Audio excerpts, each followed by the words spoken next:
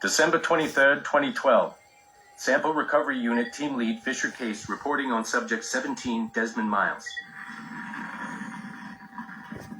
The subject was deceased and unattended.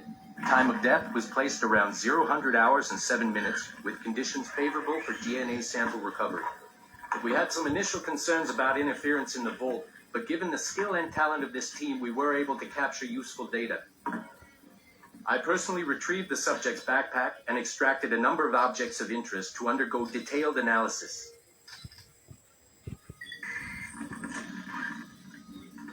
The subject displayed burns to the right hand, severe enough to fuse the bones, indicating some kind of spontaneous, intense burn trauma. Honestly, we've never seen anything like it before. Head, neck, and torso remained in good condition. I hand-selected recovery agents to retrieve fluid samples, blood and saliva. We then commenced material extraction and were able to preserve several exemplary samples. Data analysis and sequencing is already underway and, I'm told, proceeding with exceptional ease. Thanks to the cloud database and the work of Abstergo Sample Recovery Unit 3, the legacy of Subject 17 will continue uninhibited as Sample 17.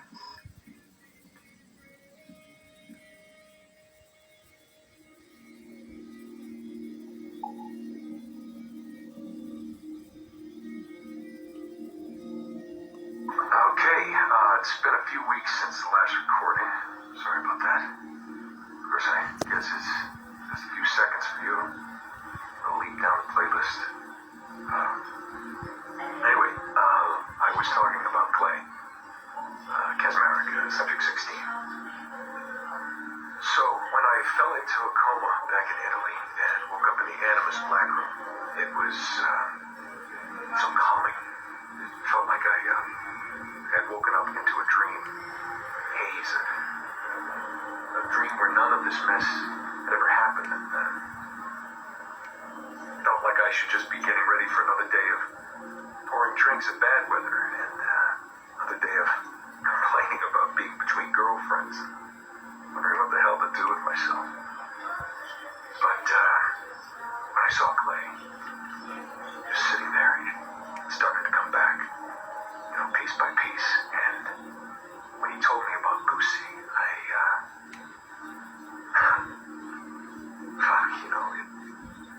hurt. Realizing that I killed her, without thinking or feeling anything, not at the time anyway. Well, and things just kept piling on. More memories of Ezio and Altair and First Civilization. And then, right before he vanished, Clay passed on his memories to me. He showed me everything he had seen and lived through, and it was brief, but overwhelming.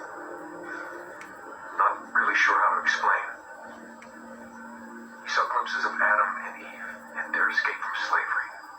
He saw the beginning and the end of the war between the first Civ and humans. He saw Minerva, Juno, and Tinia trying to work out their calculations. At least that's what they called them. They had these tools, these powerful machines that could predict possible futures. Not what was going to happen, but what could happen. Probabilities. And, well, they spent a lot of energy trying to figure out what was the most likely scenario for the future. Theirs and ours. And in the end, I guess they figured I was their most likely candidate. Some guy named Desmond, living at the beginning of the 21st century of the Common Era. But which Desmond was the right one? Because, you see, probability is a weird thing. It can branch out in so many ways. Which version of me did they need? Was it the Desmond who got married early and had a son?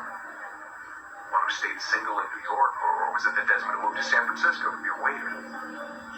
Maybe it was the Desmond who worked at an auto body shop in Chicago, or maybe it was the me who never ran away from his parents in the first place.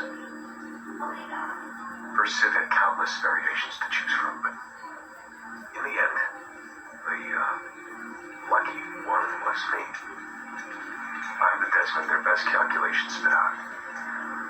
I'm the Desmond they left their messages for. And I guess I have to live with that honor. What an honor.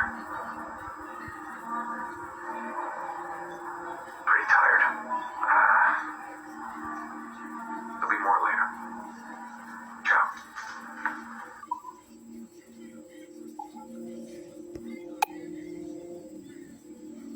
Hey, Dad. It's funny. I have this memory of you. One I keep coming back to. And I always think about it when I'm working or just before going to bed because it sort of calms me, I guess. I was 14, I think, and you were trying to teach me how to walk with a light step. Remember that? How to be mindful of how much noise I made when I moved around. Simple stuff. Stuff I understand now, but back then, I gotta tell you, I thought you were just being an asshole. You told me you were gonna go up to your room and sit with your back to the door and read a book. And you wanted me to wait at least 15 minutes and then sneak up there and tap you on the shoulder without you knowing. I even remember the book you were reading at the time, the one by Captain Johnson. And you warned me that if you caught me, we'd have to start all over. Then you went upstairs. And I waited. I waited, and I waited, and I waited. I waited 4 hours before deciding to go up. Even then, it took me 20 minutes to get to the foot of the stairs. And another 30 to get up them. And then 10 to get down the hall. And there I was at the door and peeked into your room. And I was so hoping that you'd be asleep. But no, you were still reading. And I just about shit myself. 10 minutes later, I was just 5 feet away from you. And that's when I remember setting my foot down, and you flinched. Ever so slightly, you flinched. I thought maybe I'd imagined it, but I knew you'd heard me.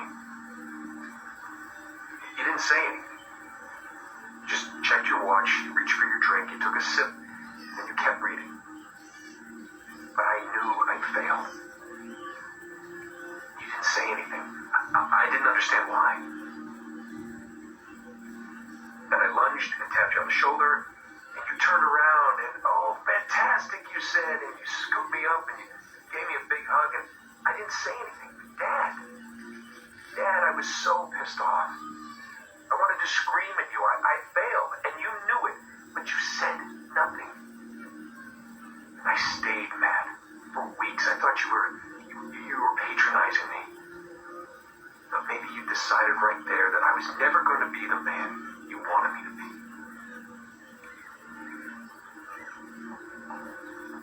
But I realized just a few years ago that you checking your watch, that was the clue, wasn't it? You let me win because I had been so patient. I guess that impressed you. You know, maybe at that moment you thought it might be better to be my dad instead of my mentor. I don't really know. Maybe for you they're one and the same. You know, either way, I'm happy to know that both my mentor and my dad are looking out for me. I didn't understand that then. I think I do now.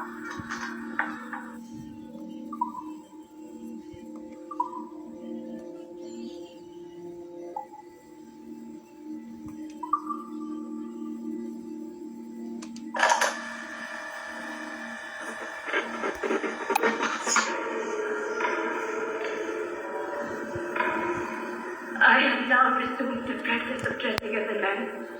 I have put off my woman's dress. Why did you take it? Who made you take it? I took it of my own free will, with no constraint.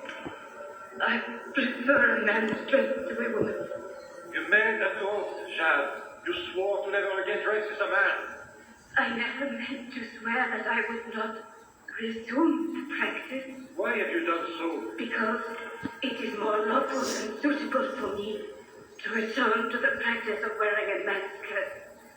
He always on men than to have a woman's skirt. I have resumed it because the promise made to me has not. How is he? Hour 3, doing well. Are we still in 18th century Hungary? No, his connection is so stable he's jumped between a few ancestors today. We're in 15th century France now. Turns out he's related to one of Joan of Arc's executioners. Surprise. Eileen, yesterday Vidic asked me to help him work out some of the bugs in his audiovisual renderer, and I told him No. Come on, Satish, not you. it wouldn't be permanent. A few months at most. Months? That will kill every ounce of momentum we have. It won't, I promise. Honestly, I think this could help us. If I can get a look at what these people are doing, we could... Come on. He's trying to pull you over to his side. Don't you see that? He's luring you with quick victory and prestige. That's not what this is about, honestly. I need to get back to work. Eileen, I'm sorry. Do what you must. I'll survive.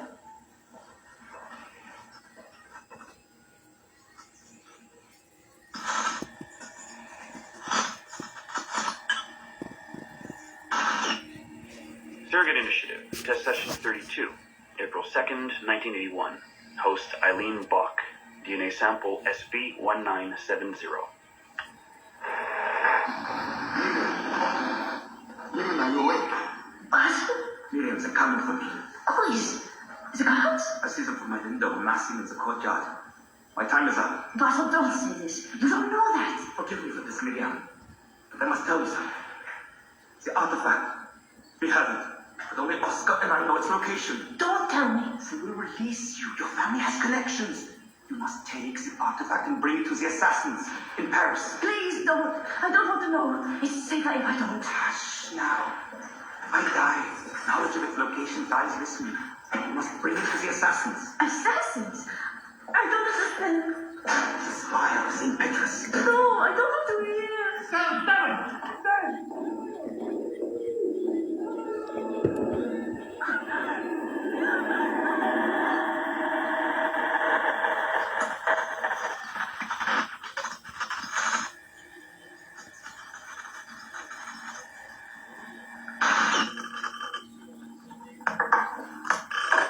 Hello? Eileen, hi. It's Carl. Carl, I know it's you. Sorry, you just sound exhausted. Did I wake you? No, I've just been busy. It sounds like it. I'm just a little tired, that's all. No, I mean, your project sounds fascinating. Your colleague, Dr. Warren Vidic, he called me recently and he told me what you've been up to. He what? Warren?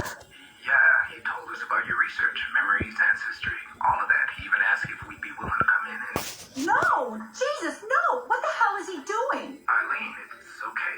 We signed some papers, non-disclosure stuff. No! He's trying to fuck me over. Damn it! Eileen, we just talked about my mother, just like you and I did. World War II. That's all. It's the artifact. The what? Carl, if he calls you again, you tell him you work through me, okay? That's it. Vidic has been a pain in my ass for years, and I don't need him getting all the glory for my 2 years of hard work. All right. So how should I go about this? I mean, the wheels are in motion. I don't know. Just go through me if he contacts you again. Please? All right. You'll do that? Of course. Yes. Thank you, Carl. I'm sorry I was short with you. I've just been exhausted. That's all. It's all right, hon. Just take care of yourself.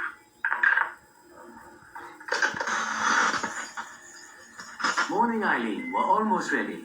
Just a few more adjustments. Okay. I had the team do some research on this artifact we've been testing, and it appears the Third Reich actually found something matching its description sometime in 1940. Eileen, are you all right? Sorry, yeah. I'm fine. Just a little scattered. Vidic called my ex-husband last night. He wants to put him in the Animus. To find the artifact before us? Exactly. Well, it would be fast using Vidic's Animus. And maybe that would get us back to our original work. Satish, If we let that happen, then all our money dries up. Lillian is paying for us to find the artifact, not improve our methods. Do you understand? Right, of course. I'm sorry. Let's just burn those bridges when we cross them. Are we ready? Yes, just a few more adjustments and you're in. I made a small change to the genetic input modulator. I'm hoping that buys us a few more minutes. Even a few seconds would be nice. I'm ready. All right, settle in.